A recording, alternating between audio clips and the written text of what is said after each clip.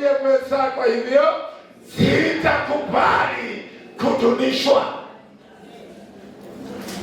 Watu wamekudunisha sana na walikuwa na visababu ya kukudunisha, lakini tumetamka ya kwamba ile maisha Bwana ananipea, sitakubali kudunishwa. Na inaomba tuwekewe maandiko katika kitabu ya Samuel wa pili. Kitabu ya Samuel wa pili, mlango ni wa namba 5. Na kama umeandika, najua umesema sitakubali kudunishwa. I thank God, sababu hukusemea mwenzako, lakini wewe mwenyewe umejisemea. Na washirika wa masaba si wa kudunishwa. Hata kama unajiona hali yako iko chini, Bwana wa kuinua ako hapa. Bwana wa kutukuza ako hapa. Bwana wa kubadilisha anga ako hapa. Na ndiye sababu tunasema sitakubali kudunishwa. Amen. Hallelujah. Na asante, tuweke andiko katika kitabu ya Samuel wa pili, na ninaomba msomi wetu kuja hapa, dada wetu Teacher Jane, ili kama kuna mstari ambao nitaurudia ataweza pia kuurudia. Nataka tusome mistari 10 ingine, wewe mwenyewe utajiwekea kichwa. Wakati wa asubuhi, nakumbuka tukuwa na Pastor Simon mwenye ambao pia ako huduma mahala. Ujumbe aliyotuletea, alituambia ya kwamba hata hivyo si vibaya, nawezaje kurudi pia mtoto huyu.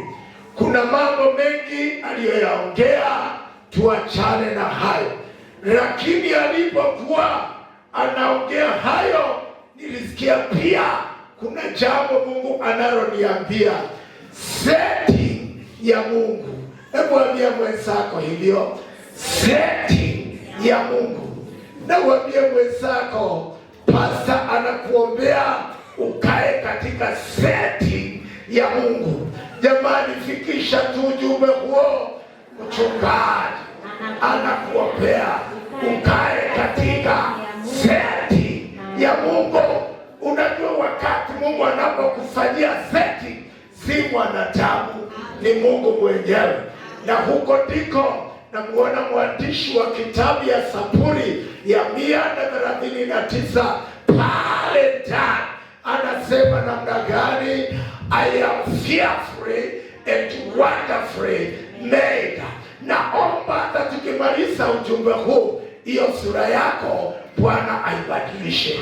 Ni kwa sababu katika dakika hizi chache ninaomba utembelee katika setting ya Mungu. Amen. Okay. Wacha tusiongee hiyo sana. Mama naye wakati amekuwa katika mafundisho ya shule ya siku ya Jumapili, ameongea kuhusu mtu kutembea na taa kama iko na mafuta, na kama hauna taa ya uende ununue, kwa sababu bwana harusi anakuja. Si unasema amen? Amen. Na inawezekana ifanyike anytime. Hata saa hivi ya tuko inaweza kufanyika. Nilipokuwa ninasikiza mambo hayo, nilijua mafuta ni kitu ya dhamana, because without that, no, hakuna kutembea, hakuna chochote kile. Hivyo ni vizuri utembeage ukiwa na mafuta katika jina la Yesu. Amen. Si unanisaidia, unaniambia, unasema amen. Amen. Na ile kitu iko ujue ya kwamba tuna mafuta aina mbalimbali. Moja ni petroleum, ingine ni diesel, ingine inaitwa paradise. Si tatu. muhimu. Mimi gari yangu inafunywaga petroli, lakini hata nikifika mahali nifikirie petroli hakuna, ili niweke diesel, itaenda ama itaharibika? Hata injini itafanya nini? Itaharibika. Nayo ile ambayo inatumiaga diesel, tukiweka petroli, hata hiyo pia injini itafanya nini? Itaharibika. Na ninaona hata kama petroli ni kitu mzuri, taa ikikosa mafuta ambao ni mafuta ya paraffin, inaitwa kerosene. Mafuta ya taa inaitwa namna gani? Kerosene. Ninasema ya kwamba hata taa ya kwako nyumbani, ukikosa ile mafuta hiyo ya kerosene, ufikiria utaweka petroli, jamani, itawaka, itaendelea ama itakuwa namna gani? Si unaona ni kazi bure? Naomba ujue ya kwamba kuna mafuta inahitajika uyatumie, na uyatumie katika jina la Yesu. Amen. Na ninajua tunaenda mbali in Jesus mighty name. Amen. Na nikimaliza hiyo maneno nasema hivi, hata ikiwa ya kwamba una hiyo mafuta, usipoweka ile inahitajika, safari yako inafanya nini? Inakuambia hapo.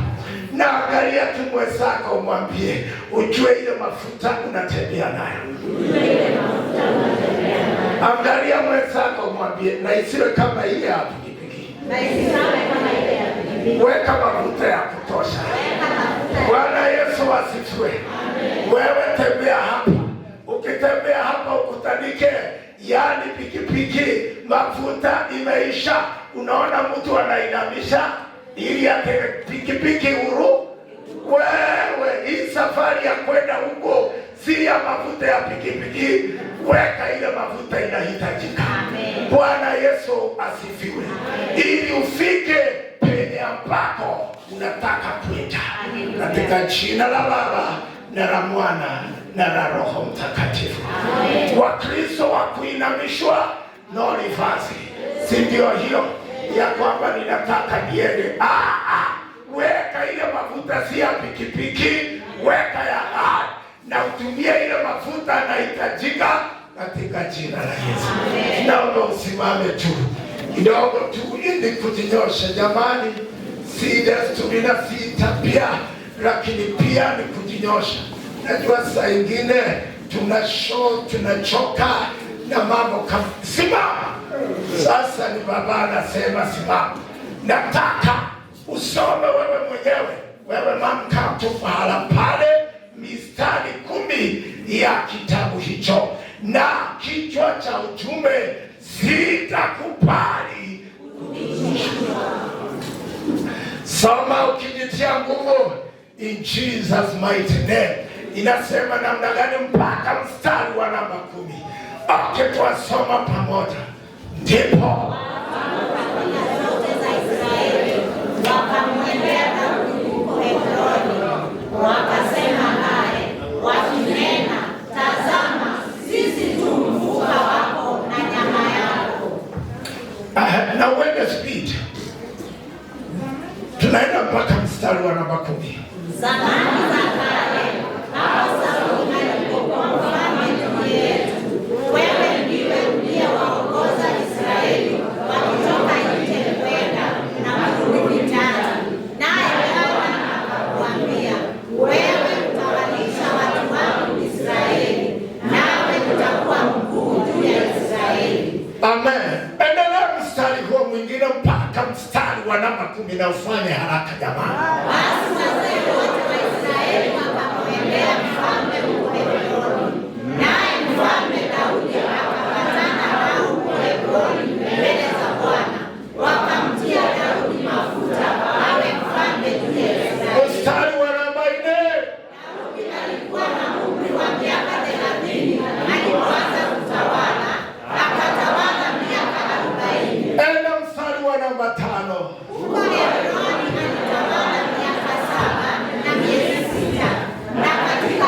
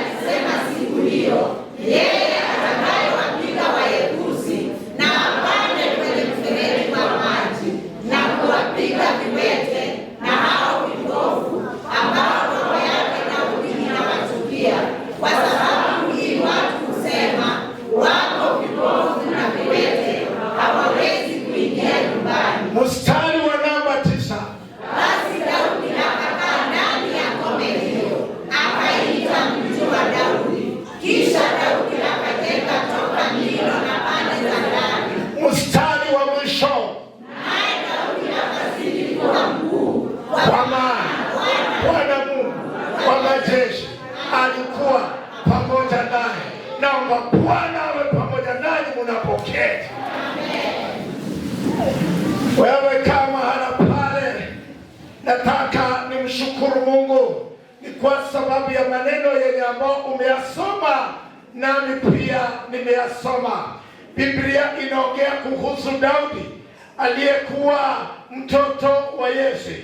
Historia yake tunaielewa vyema, na hata vile ambavyo Mungu aliamua kumuinua kutoka kwa familia ya mtu ambaye alikuwa ni raia na akaingia katika keti na enzi ya mfalme.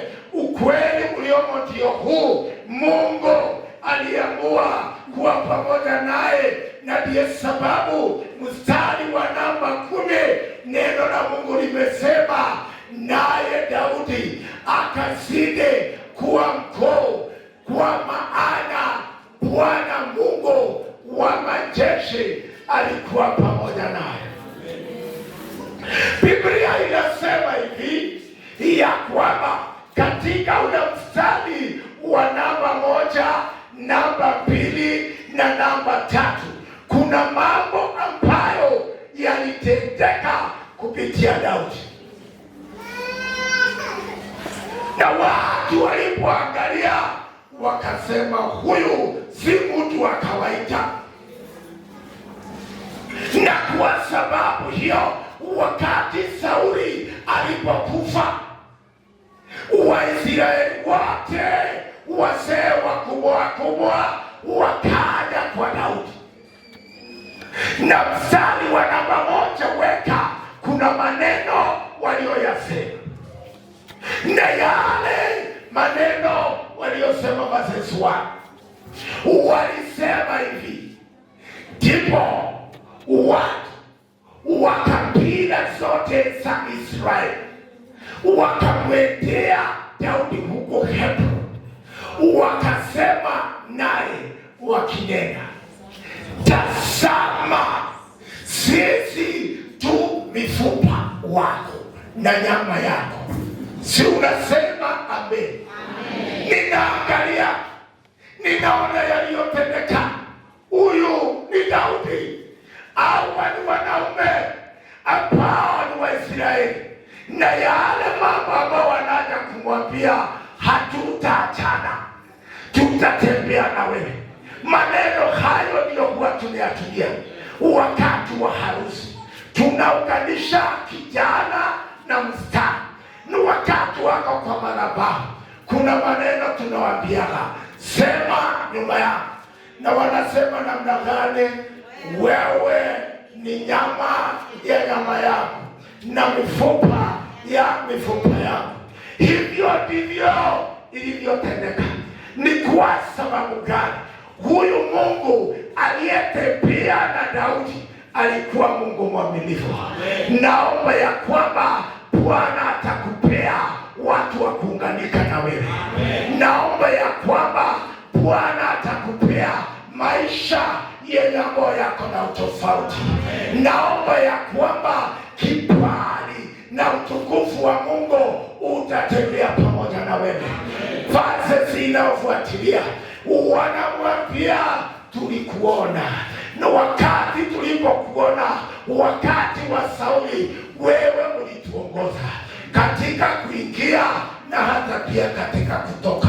Kama kuna ushindi tuliopokea kutoka kwako, na kutangazia wale utakaoongoza, kuna ushindi utaonekana.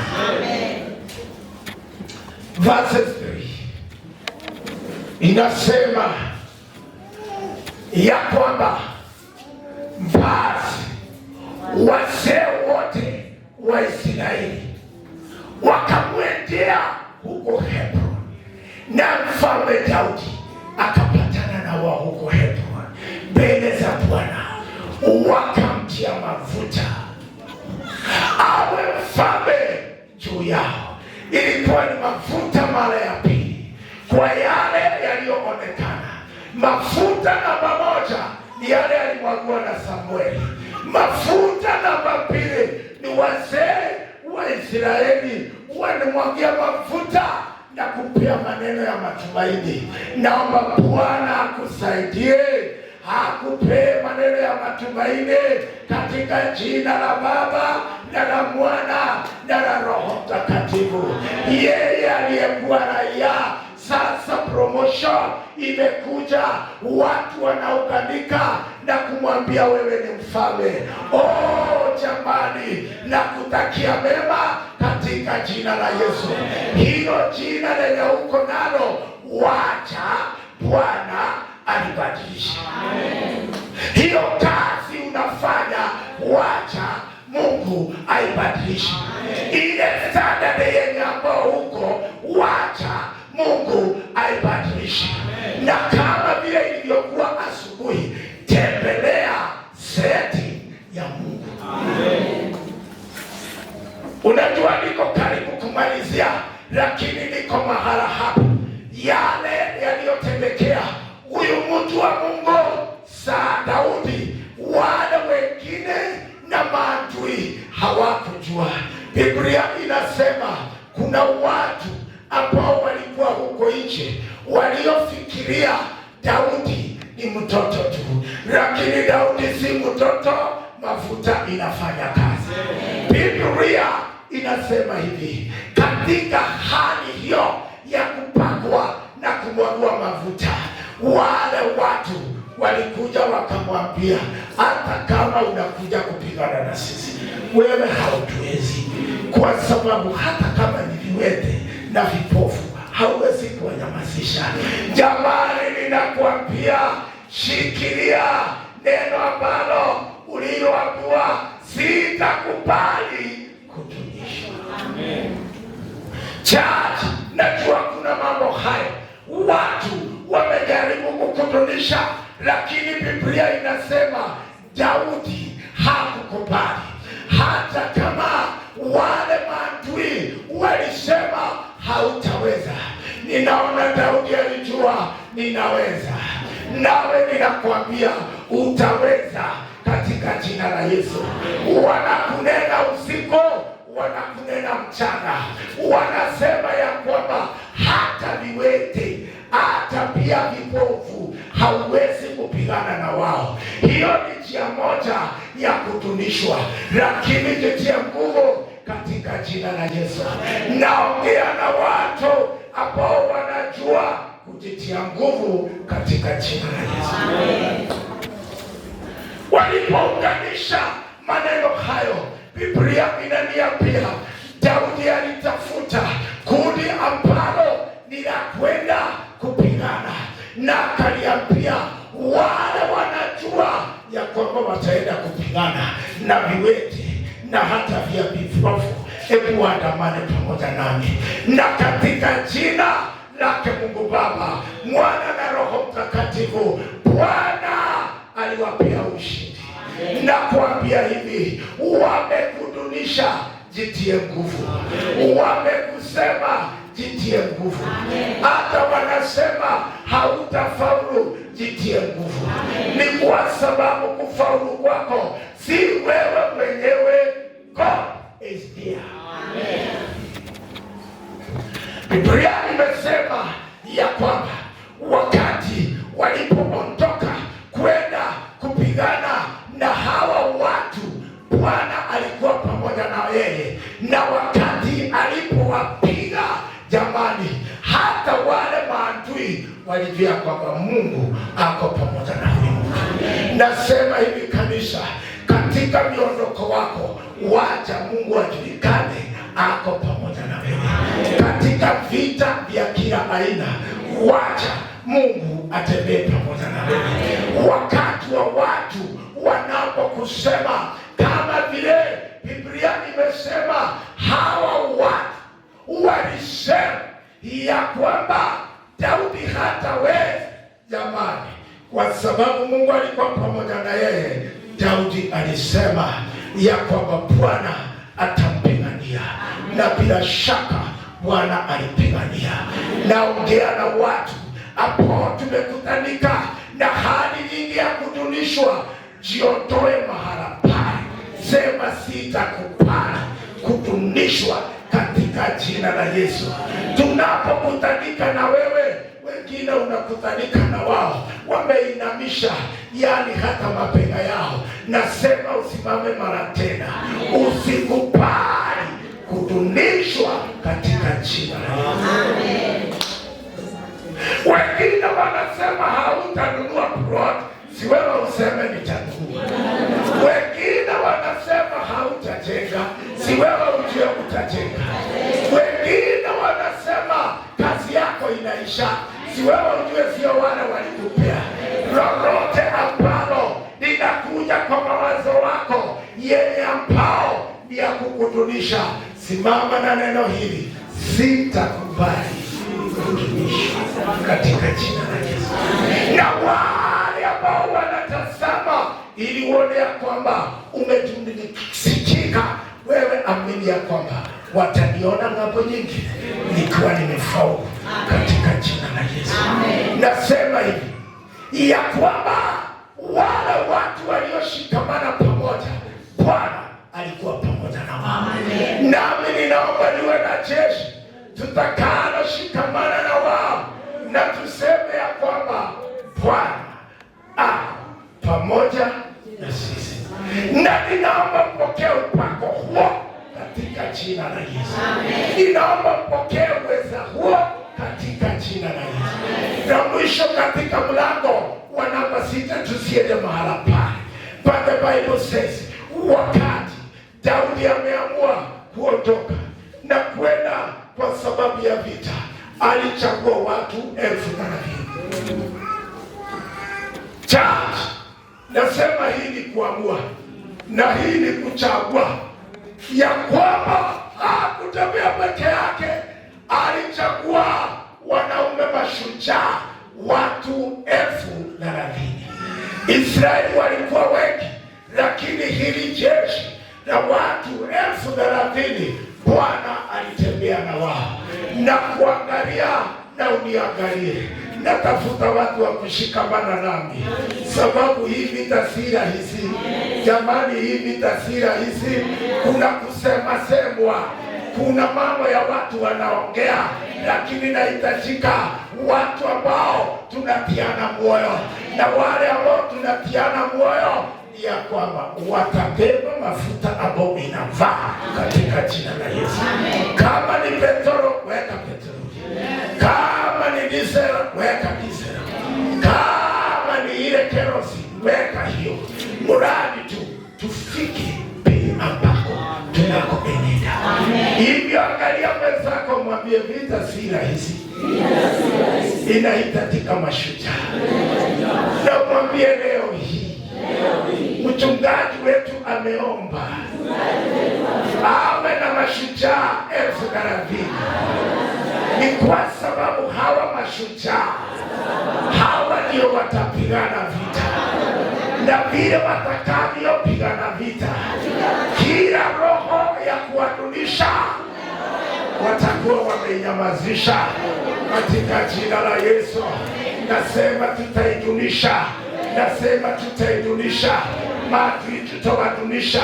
Ninaposema mwezi unasema tutawadunisha katika jina la Yesu. Nasema mwezi wa Julai tutawadunisha. Mwezi wa 8 tutawadunisha. Na mwezi wa 8 tutawadunisha. Na mwezi wa 10 tutawadunisha. Na mwezi wa 11 tutawadunisha. Na mwezi wa Disemba tutawadunisha maadui wetu wote. Nisikubali na wewe umeinama. Naomba Bwana akuwezeshe kuona maadui hawa ambao wao wanasema hautawaweza. Wewe mwenyewe unasema nitawaweza. Leo imekuwa ni ushuhuda. Mama anasema si Mungu anatupia. Ni nini Mungu anakosa kwa? Si ni Mungu ndiye anafanya. Mkishikamana na mashujaa, wanakuja na kukwambia Pastor Shera utafaulu, mama utafaulu, huduma ya Masaba itafaulu, jamii yako jamani itafaulu. na ile kazi yenye uko ndani. Nasema Bwana akupandishe hatua nyingine in Jesus mighty name. Hebu inamisha uso wako ukiwa na jambo hili. Sitakubali kutumishwa maadui watakaotumika mbele zangu katika jina la Yesu. Hebu mwambie Bwana ya kwamba nipe nguvu, nipe uweza, nipe mamlaka. Natamani kutembea na wewe kwa nyumba yangu. Bwana tembea nami kwa maisha yangu. Bwana tembea nami kwa familia yetu. Bwana tembea nami.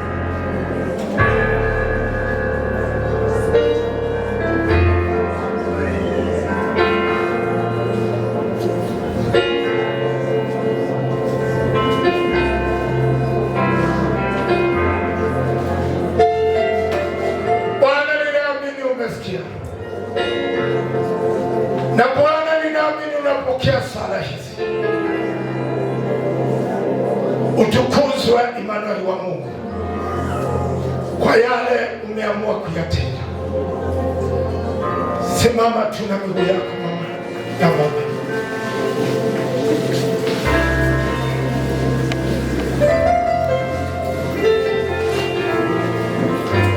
Hawa watu wote ambao wamesimama ni uamuzi wanaweka mbele zako. Na Jehova utukuzwe. Uinue mikono yako. Israeli Mungu wangu walimwendea Daudi. Hata kama wengine walimwona mtoto wa miaka 30, lakini roho yako ilikuwa ndani mwake. Naomba roho yako iwe ndani mwa mikono ambayo imeinuliwa. Naomba neema yako iwe katika maisha yao. Naomba utukufu wako na kibali chako kipate kutembea na wao. Waliapa kama vile tuapa tukiwa mbele zako ya kwamba wewe ni nyama ya nyama zetu, wewe ni mifupa ya mifupa yetu. Hatutakuacha, tutatembea pamoja. Naomba Baba kuwe na jeshi ambalo limeamua tutembee pamoja. Kila vita ambavyo maadui wanaandaa, Bwana tunawanyamazisha. Najua wamama waliambiwa, wazee wakaambiwa, familia zikaambiwa ya kwamba hawataweza, lakini Mungu wa Daudi unilete kufaulu. Pokea kufaulu huku katika jina la Yesu. Afya yako pokea kufaulu katika jina la Yesu. Kazi zako pokea kufaulu katika jina la Yesu. Natangaza mbingu iliyo wazi mbele zako. Kama vile uko katika ibada hii, na kutangazia miezi ya ushuhuda katika jina la Yesu. Watoto wako watafaulu, mume wako atafaulu, na mke wako atafaulu. Bwana anasema hawa ni watu wa kupanda juu, si wa kwenda chini. Nimewabariki ni kwa mbele zake Mungu Baba.